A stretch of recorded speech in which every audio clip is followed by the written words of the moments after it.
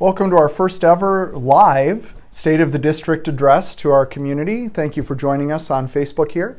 And we're going to go through a short presentation that will talk about some of our successes from last year, just a couple of quick highlights, some of our higher level goals for this school year. And then we'll go right into a short Q&A session for anybody that has any questions. So going into the state of the district here. What I wanted to start out with was what I talk about with our staff at the beginning of every year, which is the district's mission statement. And that mission statement, the core sentence inside of that, talks about creating a caring and challenging environment where all students develop as lifelong learners. And really, the heart of that I pull in as I talk to our staff every year is about caring for every student and everything that we do is really core to that. That's what the mission starts with, is that word caring. And I truly believe that all learning sprouts from that. So we talk about that a little bit every year with our staff, and we did last week. Through that care and through that effort last year, we had some great successes. Key ones that I just wanted to highlight on from the district perspective was I served on a small task force that worked with state legislators last year, working on dual credit opportunities and expanding those across the state. Right now there's a bill sitting on the governor's desk waiting to be signed that would do just that and would allow us to greatly expand dual credit offerings for all district students. We've been slowly increasing those as years have gone on. That's where a student will gain or earn college credit while taking courses here and supported within the high school. Very similar to kind of the approach through AP, but without a high stakes test at the end. They earn that through their coursework. So very excited about future opportunities that might come through that bill. We changed our teacher appraisal process this year. We've made it a lot more of a growth-minded approach to teacher evaluation, really built on improving a teacher's craft and truly understanding that, and creating a structure where it encourages teachers to be creative and take risks and reflects the craft that teaching is. We also, as you know, last year, a lot of issues throughout the year swirling in society and in schools around mental health and safety. And that was a huge initiative we worked on all year. And it led to hiring some additional staff going into the school year in the forms of counselors and social workers, but also a lot of changes in security practices and personnel. And there's actually a post up on our website that goes in detail into all the security changes that we made going into this school year and are getting up and running as the school year starts. So I encourage you to check into that for more details. But I really think that in the area of safety, in the area of supporting our students' emotional needs, we're really at the forefront of many high schools in Illinois. And then finally, one of the major things that you probably heard a lot about last year was the master facility plan that led to securing funding through the form of issuing bonds due to a referendum to really revitalize and modernize our environments in each of our schools. That led to kicking off this school year with air conditioning in all of our instructional spaces for the first time in the 95 years that we've been a district where all of our students are in classrooms that are cooled, which has a huge impact potentially on learning and on teaching.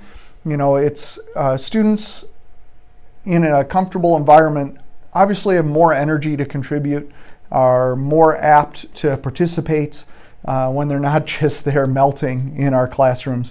But the same thing goes for our staff. You know, kids were able to move room to room, and sometimes we had 60% of our building air conditioned. We're able to move into air-conditioned spaces, but much of our staff were not. So we'd have staff spending weeks in hot rooms trying to tend to the needs of kids. And if you add to that for kids and staff that have medical or health issues, that exacerbates the struggles in learning in those environments. So really excited to have that up and running for the start of the school year. So this year, just like in every other year, we have this baseline level of success that District 99 has enjoyed for decades. And we don't rest on those laurels. So every year we look for ways to get better and improve and really push ourselves. And what you look at here is a diagram of the different goal areas, domain areas, where we have specific areas of improvement in each of these. But what's important about this is you'll see that the student experience, what goes on in the student's life, is at the center of our work.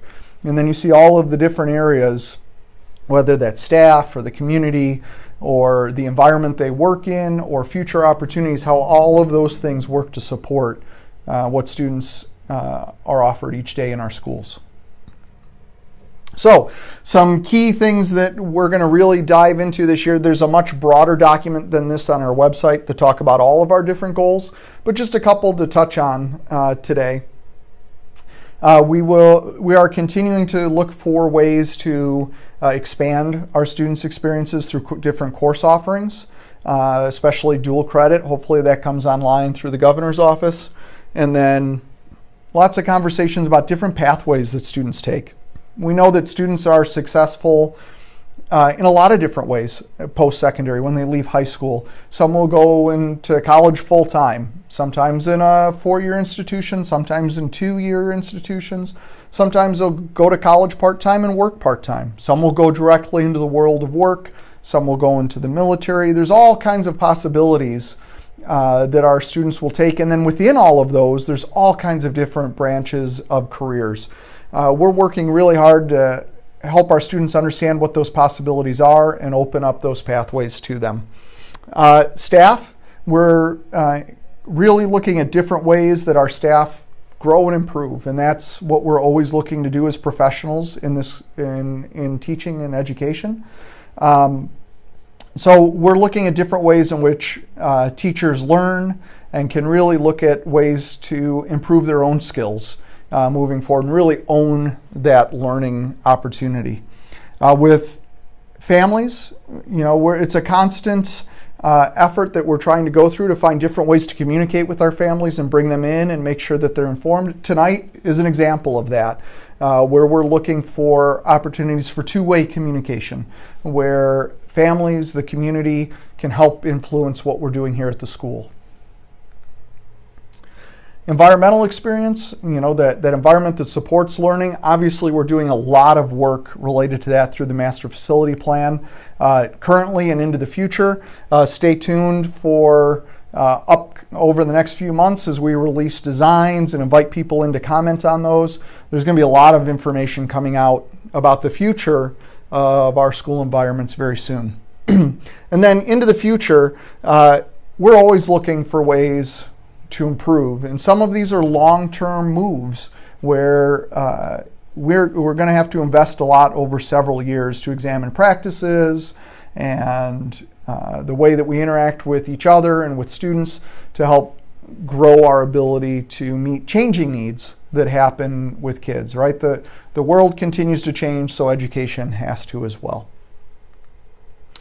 So that's kind of where we're at right now and going into the school year. We're opening it up to the floor on Facebook Live if there's any questions there, and I'll take any of those, and we'll go from there. Someone commented they're glad that this is live. It's a good start to the school year. Well, thank you.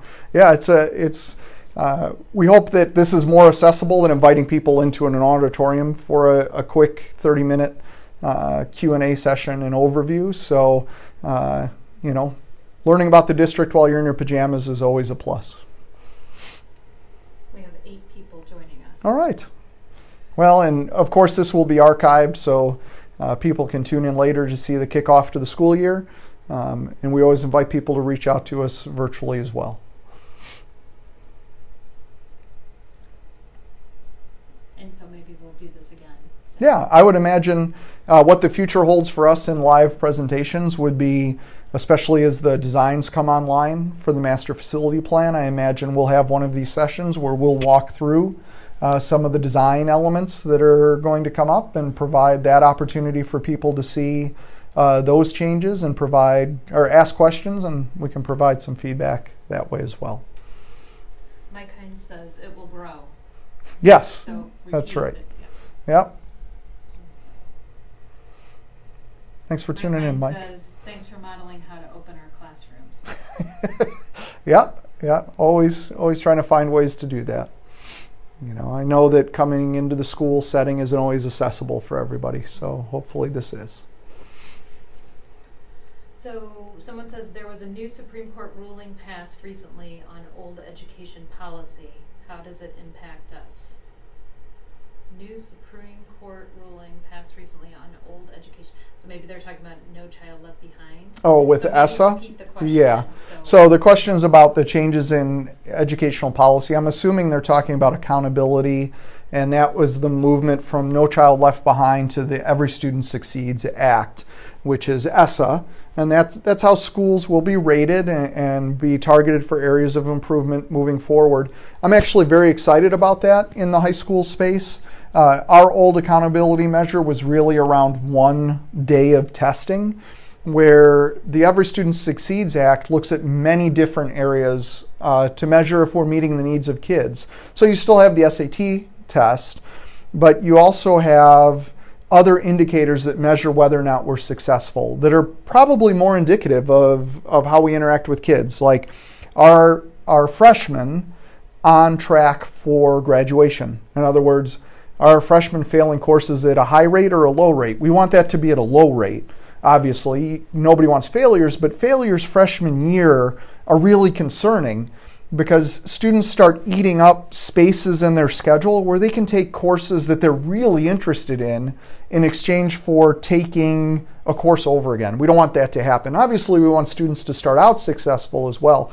What research shows us about freshmen on track is that freshmen that fall behind rarely catch back up, even over a 4-year period. So this is a very important indicator to look at for us. And we've looked at it in the past, but this gives us another opportunity to really dig into that data and try to understand it and try to make a difference with kids.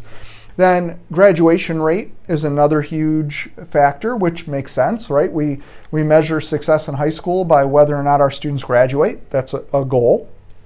So we'll be looking at that. And then the fourth key indicator is attendance, right? If students aren't here, harder for them to learn, harder for them to participate, interact with their peers and with our teachers. So we want to get kids here. So those 4 variables, SAT, 9th grade on track, graduation rates, and attendance, are the key indicators that we'll be looking at as high schools. But then there's a whole list of college and career readiness indicators. Things like, are kids participating in extracurriculars? Are they taking high-level coursework? A variety, are they having internship experiences? There's a whole list of other things we know that students that are successful post-high school have had a combination of these experiences. So that's another spot where we'll have an opportunity to really show how District 99 shines in those areas. That's an area where our district has really provided a lot of opportunities for kids because our community provides us great resources so we can offer those things. So this will give us a greater opportunity than what we had with NCLB to show how our students are actually being successful here. S is not a short one, but that's kind of it in a nutshell. Can you give us a timeline on the master facility plan? Maybe repeat that. So yeah, timeline on the master facility plan. The way that, obviously we got to jump early. We had some real forward-thinking planning so that we could get air conditioning done this summer. And then some of the safety things that are in place, like we have a police alarm going in, like a fire alarm. It's called Blue Point, where if there was ever the awful situation where there was an active shooter on campus, somebody could either press a alert button. It's like a car alarm that our security staff have, to press that button and call the police department. It sends out a signal to the police department, or pull the alarm on the wall and notify them as well. So we've added that, knowing that no matter what we put in place, the way that the world works, there's no way to have 100% prevention. So if an awful event like that should happen, we want to get the police here as quickly as possible. So that change, as well as and we made other changes around security that we could do this summer, like buzzers on doors and some additional cameras and those kinds of things. Those went in this summer along with air conditioning. Got to jump on that. All summer we've been working on the actual design process. We knew through what we presented the community in the master facility plan what areas of the building needed to be improved and what the average cost is for improving those spaces. So we had a budget, we had an area that we were looking at improving, but now we really had these design teams together to really dive into those spaces and work with the architects to get more substantial designs built. And that's been going on all summer and making sure that we're within our budget as we design those things. And over this next week, those teams are meeting and kind of finalizing those plans. Within the next 6 to 8 weeks, we will show those plans to a small group of community members, to our students. We have a student design team that will look at that. Our staff will look at it. Our entire staff will have opportunity to look at those. And then we'll have our designs. That will be around end of October. That'll kind of be finalized. Then we go to building and zoning with the Village of Downers Grove. We're working then with the construction manager to get all the phasing and timing in place. And then we imagine that next summer there will be another smaller building process, the things that we could really get up and get done over the course of next summer.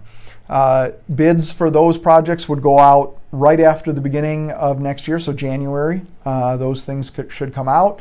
And then we'll get to work on some of those projects maybe as soon as the ground thaws here and we can get digging and working.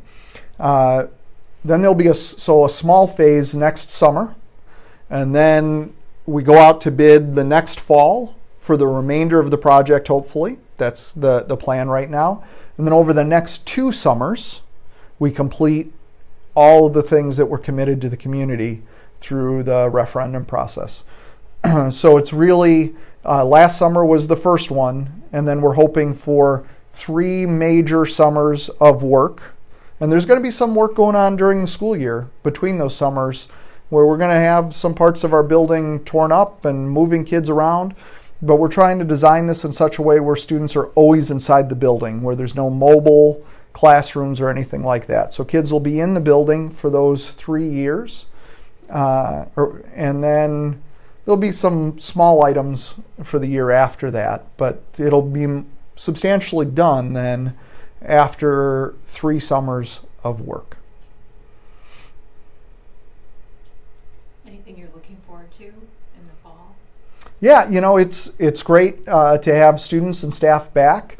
It's been fun to see kids come back and their response to being in an air-conditioned space. It's really pretty cool. I heard a lot when this is my 3rd year I've been in the district, and for the year leading up to coming here, and then for the first 2 years I was here, I was always hearing from people about air conditioning and that impact and that want from our students, from our staff, from our parents. So it was fun to come back and see that up and running, and that project pulled through and was ready to go. So now I'm really looking forward to a fall where I'm spending a lot of time in classrooms and in our buildings and see what our kids are doing. Our kids are amazing, and it's fun to be around them, and it's always energizing to see them start off a school year. It'll be fun sharing all of their successes throughout this year. All right, I guess we're out of questions, so thanks for those of you that tuned in live and those of you that will check in later. I'm always available if you have follow-up questions or want to chat with me. It's htheely@csd99.org. Feel free to shoot me an email or give the district office a call. Always available for people that have questions about our district, and always looking for ways to celebrate it. So I invite you to come in personally onto our campuses and check out all of the events that our kids are involved in after school, whether it be athletics or arts or clubs or the service things that they're doing out in the community. Please visit our website to find out when all of those things are going on. And also when you're on our website, you can go visit the hashtag button on the top of each of the school websites. And you can see all the social media that's coming out about our schools and the things our teachers and our kids are posting about their experience while they're here at high school. I encourage you to tune into those all year long to see the wonderful things our kids are doing. So thanks for joining us here, and I hope to hear more from you as the school year goes on.